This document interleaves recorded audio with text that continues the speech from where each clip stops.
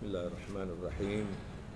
Assalamualaikum warahmatullahi wabarakatuh. Alhamdulillahi rabbil alamin wa bihi nasta'inu ala umuri dunya waddin. Wa la hawla wa la quwwata illa billahil aliyyil azim. Allahumma salli wa sallim wa barik ala sayyidil mursalin نبينا وحبيبنا ومرشدنا محمد بن عبد الله الذي لا ينطق عن الهوى إن هو إلا وحي يوحى وعلى آله وصحبه وسلم تسليما مزيدا. اللهم اجعل صباحنا هذا صباح الصالحين وصباح المتقين وصباح الخاشعين وارزقنا الإخلاص والصدق في القول والعمل واجعلنا من الراشدين آمين يا رب العالمين. Ikhwani wa akhawati jamaah Masjid Baitul Haq rahimakumullah. Alhamdulillah, kita harus mengawali dengan bersyukur pagi hari ini kita sehat, beribadah solat subuh berjamaah dan dilanjutkan dengan kajian al-Islam. Ini merupakan nikmat Allah yang sangat tinggi nilainya. Kita syukuri dan semoga bermanfaat untuk meningkatkan kualitas iman dan takwa kita. Amin ya rabbal alamin. Junjungan kita Rasulullah sallallahu alaihi wasallam dalam mengajarkan al-Islam ini ada beberapa cara. Kadang-kadang diajarkan kepada keluarganya untuk kita. Kadang-kadang para sahabat bertanya kepada Nabi, kemudian oleh Rasulullah dijawab, dan diantaranya adalah Nabi mengajarkan doa pagi kepada anaknya yang bernama Fatimah Zahra radhiyallahu anha. Kata baginda Rasulullah, berdoalah minta rahmat dari Allah Subhanahu wa taala. Doanya berbunyi, Allahumma rahmataka arju wa la takilni ila nafsi tarfata ain waslih li sya'ni kullah la ilaha illa anta. Ya Allah, yang selalu kami dambakan itu rahmatmu. Kita hadir di sini karena rahmat Allah. Indonesia merdeka karena rahmat Allah. Kita bisa menikmati masjid ini karena rahmat Allah. Allahumma rahmataka arju. Jadi yang selalu saya dambakan itu rahmatmu ya Allah. Wala takilni ila nafsi tarfata ain. Janganlah saya dibiarkan bertumpu pada diri sendiri walaupun sekejap saja. Waslih li sya'ni kullah. Ya Allah, jadikanlah urusan saya semuanya baik. Minta kepada Allah supaya urusan semuanya menjadi baik. La ilaha illa anta. Tiada Tuhan selain Engkau sendiri ya Allah. Afdalu dzikri la ilaha illallah. Zikir yang paling penting, yang paling tinggi nilainya la ilaha illallah. Wa a'dhamid du'a alhamdulillah. Doa yang paling tinggi nilainya adalah bersyukur kepada Allah dan memuji Allah. Dengan memuji Allah, kita bukan hanya diberi oleh Allah kenikmatan yang semakin banyak, tapi juga itu adalah permohonan kita kepada Allah agar nikmat kita terus kita nikmati sampai kita kembali kepadanya. Saudara-saudara sekalian saya hormati, semua yang saya ceritakan tadi itu tidak akan pernah sampai kepada Allah kecuali dengan keikhlasan. Maka para ulama mengatakan, lam yas'ad ila samai afdala minal ikhlas. Tidak ada yang naik ke atas kita panjatkan kepada Allah yang lebih penting, lebih afdal dari keikhlasan. Maka saudara-saudara, jangan pernah lepas minta ikhlas. Kemudian wa ma yanzilu minas samai afdalu minat taufiq. Yang turun dari Allah itu Tidak ada yang lebih afdal dari at-taufiq. Dalam ceramah biasanya para mubaligh itu mengakhiri ucapannya dengan wabillahi taufiq wal hidayah. Kita ditunjukkan oleh Allah ini jalan menuju surga. Kalau nggak diberi taufik, itu kesesuaian dari Allah, nggak bisa. Maka saudara-saudara sekalian saya hormati, doa itu afdalul ibadah, bahkan disebut mukhul ibadah. Maka yang banyak berdoa. Apalagi di zaman sekarang ini, doa itu sangat penting dan harus selalu mewarnai kehidupan kita. Nah, sesudah kita berdoa, saudara, kita perlu memperhatikan orang lain. Sebab kalau kita itu memperhatikan orang lain ini adalah makhluk Allah. Maka Allah nanti akan memperhatikan kita. Di dalam hadis qudsi Allah mengatakan, "Idza aradtum rahmati farhamu khalqi." Kalau Anda ingin rahmat Allah, seperti yang tadi diajarkan oleh Rasulullah supaya selalu mendapat rahmat Allah, maka Allah membimbing kita, farhamu khalqi, rahmatilah makhluk Allah. Jadi kita ini kalau ingin mendatangkan rahmat Allah, harus merahmati rahmat Allah, harus menyambung silaturahmi. Silaturahmi itu tidak hanya menunggu lebaran, tapi selalu kita pintakan kepada Allah supaya rahmat Allah senantiasa diberikan kepada kita. Nah, di dalam Al-Quran saudara-saudara, surat An-Nisa, coba dibuka HP Anda itu kalau ada Qurannya, surat An-Nisa ayatnya 114. Di situ Allah berfirman, A'udzubillahi minasyaitonirrajim.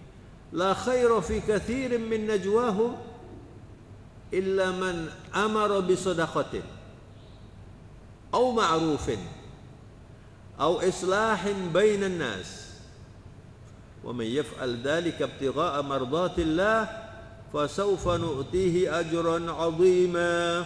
Subhanallah. Dalam berbicara, dalam berbisik, setiap hari kita ini berbicara ya.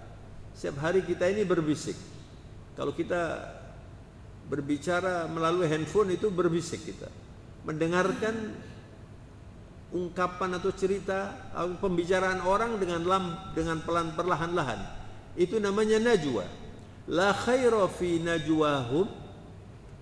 Tidak ada kebaikan dalam ungkapan kalimat-kalimat mereka itu illa man amara bi shadaqatin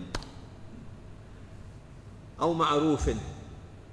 Kecuali orang yang selalu mengajarkan atau memerintahkan bersedekah. Nah, saudara-saudara, ketika kita mendengar kata sedekah dan rizki, itu biasanya kita berpikir tentang harta. Harta itu salah satu.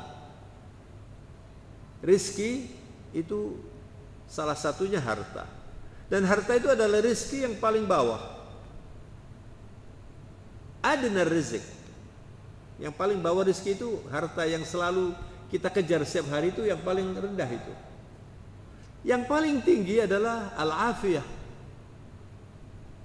Ini namanya arfa'ur rizq. Yang paling tinggi itu adalah al-afiyah. Dalam bahasa kita menggunakan kata sehat wal afiyat. Kalau sehat itu cuma tubuh saja ini. Tapi kalau afiyah itu tubuh kita, harta kita, dunia kita, akhirat kita. Rasulullah kalau berziarah, biasanya Rasulullah berziarah di Baqi, kemudian memberi salam kepada ahlul kubur. Assalamualaikum ya ahlul kubur. Kemudian Nabi mengatakan, nas'alullaha lana wa lakumul afiyah. Kami mohon kepada Allah bagi kami dan bagi kalian semuanya al-afiyah. Jadi afiyah itu sehat lahir batin, aman sentosa di dunia sampai di akhirat. Kemarin dalam ceramah kuliah subuh, kuliah maghrib ya, saya ditanya, kenapa Pak ada siksa kubur? Kemudian kalau orang tersiksa di kuburnya, apa enggak disiksa lagi di akhirat? Pertanyaannya itu bukan kenapa, tapi Anda percaya apa enggak? Kalau tidak percaya berarti belum beriman. Ada siksa kubur, walaupun kuburannya itu dibongkar, enggak ada apa-apanya. Tapi kehidupan di akhirat itu adalah kehidupan barzakhiyah, haya barzakhiyah. Anda kalau ke makam kan memberi salam kepada ahli kubur. Bahkan kalau Anda berjalan ada makam, Anda ucapkan assalamualaikum ya ahlal kubur, antum musabiquna wa nahnu lahiqun. Kalian duluan, nanti kami yang menyusul. Kira-kira dijawab apa enggak sama ahli kubur itu? Iya Pak Sigit. Kalau Anda ke kuburan misalnya berziarah di depan orang tua, kemudian assalamualaikum lalu disebut nama orang tuanya itu. Assalamualaikum ya ahlal kubur. Dijawab apa enggak? Dijawab. Kalau enggak dijawab, untuk apa diperintahkan memberi salam? Nanti kalau Anda menjadi ahlul kubur baru, oh betul ternyata saya menjawab itu. Jadi ada kehidupan di sana. Nah kemudian Rasulullah SAW dalam hadis mengatakan, al-qabr imma rawdatun min riyadil jannah atau hufratun min hufurin niran. Kuburan itu, saudara, surga itu di situ mulainya. Jadi kalau Anda berpikir surga itu, jangan berpikir kapan masuk surga itu. Begitu orang wafat dimakamkan, di situ bertemu surga atau neraka. Na'udzubillah min dzalik. Salah satu kata Nabi, surga itu taman surgawi, kuburan itu taman surgawi atau lorong neraka. Na'udzubillah min dzalik. Maka kita minta afiyah di dini wad dunya wal akhirah. Afiyah di dunia dalam urusan agama. Kita minta afiyah. Orang kalau beragama, sholat segala macam, tapi caranya salah karena tidak belajar, ya. Bagaimana mau sampai kepada Allah? Bayangkan kalau ada orang sholatnya itu cepat sekali. Kemarin di Masjid Al-Hikmah saya terlambat menjadi masbuk, lalu ada orang di sebelah saya terlambat lebih lambat lagi. Jadi saya terlambat rakaat terakhir, orang ini sudah selesai, lalu dia sholat sendiri. Saya baru rakaat kedua, dia sudah berdiri, sudah selesai sholatnya. Sholat apa ini? Kalau orang setiap hari sholatnya seperti itu, bagaimana? Makanya belajar agama ini nilainya tinggi sekali. Jangan sampai ibadah kita atau urusan agama kita itu tidak benar, lalu tidak sampai kepada Allah. Maka kita minta kepada Allah al-afiyah. Maka afiyah itu adalah yang paling tinggi, arqa, rizki yang paling tinggi itu. Yang paling rendah itu harta, yang paling tinggi itu al-afiyah. Sudah jelas. Kemudian yang afdal, wa afdalur rizq salahul abna. Rizki yang paling afdal, yang nggak bisa dibandingkan dengan yang lain, itu adalah anak-anak kita yang soleh. Banyak orang masuk neraka karena anaknya. Dia santri, tapi tidak mendidik anaknya. Ini masya Allah banyak generasi baru di sini. Di beberapa masjid itu orangnya sudah senja semua aja. Saya bilang ini mana ini generasi mudanya ini nanti. Maka saudara-saudara, saya pernah bertemu dengan seorang teman, dia itu pengusaha. Lalu dia cerita begini, saya nih Ustadz, kalau urusan bisnis sulit nggak masalah saya. Urusan kesehatan ya saya berobat lah. Tapi begitu diganggu urusan anak, diganggu urusan istri, nggak bisa apa-apa saya. Makanya kita itu harus banyak berdoa untuk anak kita. Nabi Ibrahim adalah orang yang paling banyak diabadikan doanya di dalam Al-Quran untuk keturunannya. Rabbi habli minas salihin. Tadi ayat yang saya baca itu tadi. Rabbana ighfirli wali walidayya walil mu'minin. Nabi Ibrahim dalam doanya mendoakan anaknya, mendoakan keluarganya, mendoakan orang tuanya. Itu cara yang dituntunkan oleh agama. Kalau Anda bisa mendidik anak menjadi anak yang soleh, Masya Allah. Tapi kalau Anda mendidik anak kemudian salah didikannya, itu bisa jadi, dan itu ada di dalam hadis. Diceritakan ada seorang yang sudah diprogramkan oleh para malaikat akan diantarkan ke surga, dituntut oleh anaknya dan tidak jadi masuk surga. Jangan dimasukkan dulu. Dan ini anaknya mau dimasukkan neraka, dia mengatakan jangan, saya dimasukkan dulu. Orang tua saya tidak mendidik saya untuk masuk surga. Itulah tanggung jawab orang tua. Tapi kalau orang tua bisa mendidik anaknya dengan baik dan menjadi anak soleh, itu adalah afdalur rizq, rezeki yang paling penting. Dan yang terakhir, akmalur rizq, rezeki yang paling sempurna. Itu adalah ridha Allah. Makanya dalam ceramah saya biasanya tidak lupa minta agar supaya acara ini mendapat ridha Allah Subhanahu wa ta'ala. Anda bersedekah, Anda beribadah, ngurusi masjid, kalau nggak dapat ridha Allah, mau minta dari mana balasannya? Maka selalu kita ini banyak berdoa. Disinilah kemudian Rasulullah mengatakan, ad-du'a mukhul ibadah, doa itu adalah otaknya ibadah. Jadi ayat ini, saudara-saudara, surat An-Nisa 114 ini saya ulangi lagi, la khairu fi katsirin min najwahum illa man amara bi shadaqatin. Sedekah itu bisa harta, bisa ilmu, bisa saran, bisa tenaga. Banyak sedekah itu. Bisa senyum, subhanallah.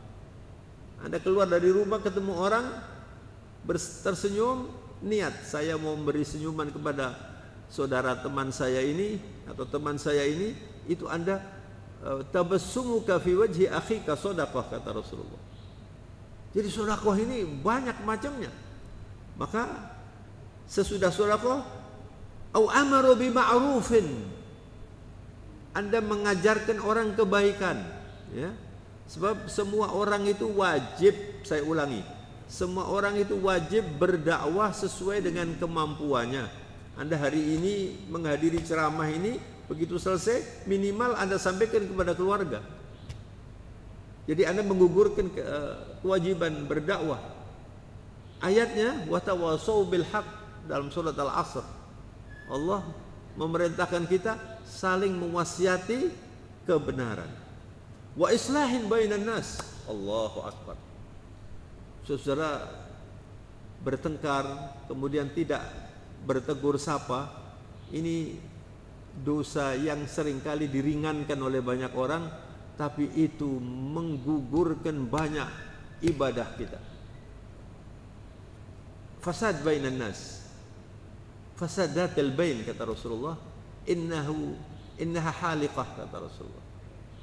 Kadang-kadang kita benci dengan orang kemudian tidak bertegur sapa berbulan-bulan, bertahun-tahun kadang-kadang. Orang yang bisa mendamaikan orang yang sedang bertengkar itu dikasih pahala besar sekali dalam ayat ini. Islahun bainan nas, mendamaikan orang yang sedang bertengkar. Kadang-kadang saudara kandung itu bertengkar karena warisan sampai mati. Bagaimana ini ibadahnya mau diterima oleh Allah Subhanahu wa ta'ala? Islahun bainan nas itu punya nilai yang tinggi. Wa man yaf'al dzalika ibtigha'a mardhatillah, barang siapa mengerjakan yang disebutkan tadi, bersedekah, amar ma'ruf, mendamaikan orang, dan tujuannya adalah ingin mendapatkan ridha Allah, fasawfa nu'tihi ajran 'azima, nanti oleh Allah akan diberi pahala yang sangat besar. Maka saudara-saudara, yang paling penting untuk ingin saya sampaikan dalam kesempatan hari ini, bismillahirrahmanirrahim. Alhamdulillah. Mungkin banyak orang tidak menghitung ini, ya. Saudara sudah tahu kan tanggal berapa ini Idul Adha? Tanggal berapa? 17. Nanti tanggal 8 bulan Mei tanggal 8 itu masuk tanggal 1 Dzulhijjah. Tanggal 1 Dzulhijjah sampai tanggal 17, tanggal 8 itu tanggal 1 Dzulhijjah. Kalau dihitung 10 hari, tanggal 8 sampai tanggal 17. 17 itu adalah Idul Adha. Dicatat ya, tanggal 8 Mei sampai tanggal 17 itu 10 hari. 10 hari ini hari-hari penting yang banyak orang tidak memperhatikan. Ada 3 hari penting yang namanya itu Ashr. Ashr itu 10. Yang pertama hari Asyura. Nanti sesudah Idul Adha ini, kemudian Muharram. Bulan Muharram itu bulan min Asyuril Hurum ya, bulan suci. Nanti ada tanggal 10 Asyura. Kalau dalam bahasa Jawa kan Suro ya? Lalu ada khurafat bulan Suro. Sedangkan ini Asyura ini hari penting, nilainya tinggi. Kemenangan yang diberikan oleh Allah kepada Nabi Musa adalah hari Asyura. Banyak peristiwa-peristiwa penting dalam Islam itu hari Asyura. Lalu kita disunahkan puasa 1 hari saja, hari Asyura itu. Kalau Anda mau melengkapi sehari sebelumnya dan sehari sesudahnya, jadi menjadi 3 hari, itu lengkap. Anda dapat pahala besar. Ini hari Asyura pertama. Yang kedua, 10 hari terakhir bulan Ramadan. Kita kan mempersiapkan 10 hari terakhir bulan Ramadan. Di masjid-masjid mesti ada orang tahajud, qiyamul lail, i'tikaf 10 hari bulan Ramadan. Istimewa itu karena di situ ada Lailatul Qadar. 10 hari bulan Ramadan ini. Al-Ashr awakhir min Ramadan. Tapi yang tidak mendapat perhatian itu adalah Al-Ashr awail min Dzulhijjah. 10 hari bulan Dzulhijjah tanggal 1 sampai tanggal 10. Ini hari istimewa yang tidak tertandingi. Bahkan para ulama ada mengatakan ini lebih hebat dari 10 hari bulan Ramadan yang terakhir. 10 hari bulan Dzulhijjah yang pertama ini dijadikan oleh Allah sebagai sumpah dalam surat Al-Fajr, wal fajri walayalin ashr wasyaf'i wal witr. Sumpah Allah 4 dalam surat Al-Fajr itu.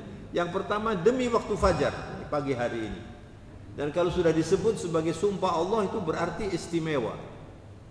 Anda usahakan setiap hari, apalagi yang dekat dengan masjid ini, sholat subuh di masjid, itu nilainya luar biasa. Sampai dijadikan sumpah wal fajri walayalin ashr. Walayalin ashr itu 10 hari Dzulhijjah. Di situ ada hari Arafah. Kemudian ada hari Idul Adha. Nah, inilah saudara-saudara hadisnya yang penting diriwayatkan oleh Abdullah ibn Abbas radhiyallahu anhuma. Coba Anda dengarkan. Kenapa saya wanti-wanti ini di banyak masjid.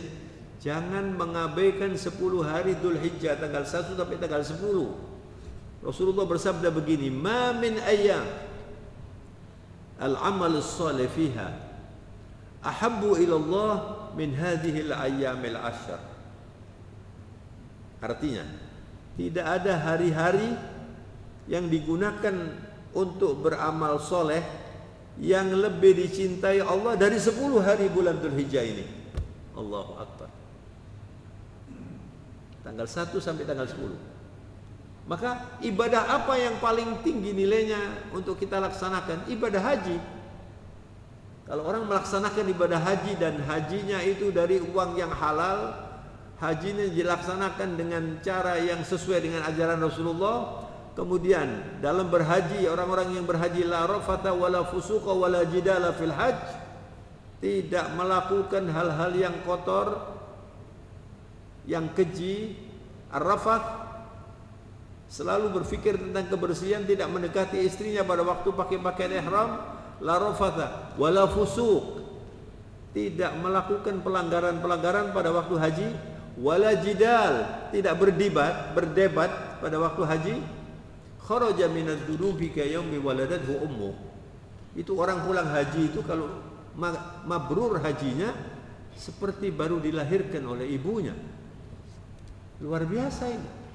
Tapi kita yang tidak berhaji bisa mendapatkan pahala yang besar kalau kita menggunakan tanggal 1 sampai tanggal 10 ini. Ketika Rasulullah menyampaikan hadis ini, tidak ada hari amal soleh yang lebih dicintai Allah dari 10 hari bulan Dzulhijjah ini. Lalu sahabat bertanya, walal jihadu fisabilillah ya Rasulullah. Bagaimana kalau dibandingkan dengan jihad di jalan Allah di luar bulan Dzulhijjah? Orang berjihad di jalan Allah itu mati syahid. Ini sekarang yang di Palestina ini banyak syuhada.